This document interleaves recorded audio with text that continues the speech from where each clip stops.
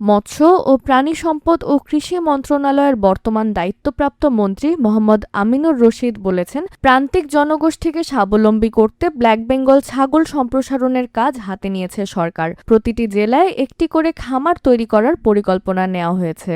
দুপুরে বাংলাদেশ প্রাণী সম্পদ গবেষণা ইনস্টিটিউটের ছাগল গবেষণাগার পরিদর্শনকালে একথা বলেন তিনি। মন্ত্রী বলেন, গ্রামীণ দারিদ্র্য বিমোচন ও কর্মসংস্থান সৃষ্টির লক্ষ্যে 2001-2006 মেয়াদে তৎকালীন প্রধানমন্ত্রী বেগম খালেদা জিয়ার নেতৃত্বাধীন সরকার ব্ল্যাক বেঙ্গল ছাগল পালনে বিশেষ উদ্যোগ গ্রহণ করেছিল।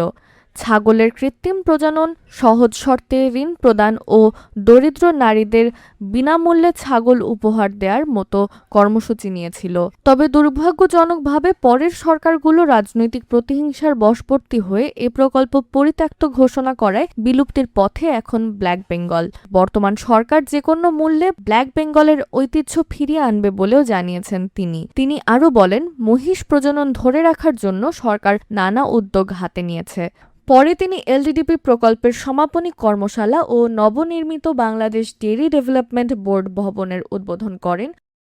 মহিষের আমাদের নিজস্ব একটা জাত আছে, ওই জাতের এই ওয়েদারের জন্য সুইটেবল, কিন্তু দিন দিন এটার কি বলবো বিলুপ্তির দিকে যাচ্ছে।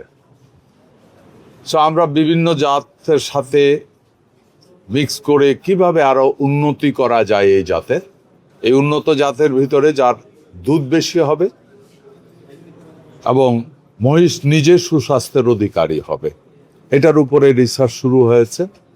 প্রাণী সম্পদ ও ডেইরি উন্নয়ন প্রকল্পতে কর্মরত প্রাণী সম্পদ সম্প্রসারণ কর্মকর্তাদের চাকরির বন্দোবস্তকরণের দাবিতে মানববন্ধন করা বৃন্দের সাথে মন্ত্রী খোলামেলা আলোচনা করেন। এ সময় উপস্থিত ছিলেন মৎস্য ও প্রাণী সম্পদ মন্ত্রণালয়ের সচিব দেলোয়ার হোসেন, বাংলাদেশ প্রাণী সম্পদ গবেষণা ইনস্টিটিউটের মহাপরিচালক ডক্টর শাকিলা ফারুক, প্রাণী সম্পদ অধিদপ্তরের মহাপরিচালক মোহাম্মদ শাহজামান খান। পরে মন্ত্রী মহিষ গবেষণা উন্নয়ন প্রকল্পের সমাপনী অনুষ্ঠানে অংশ নেন।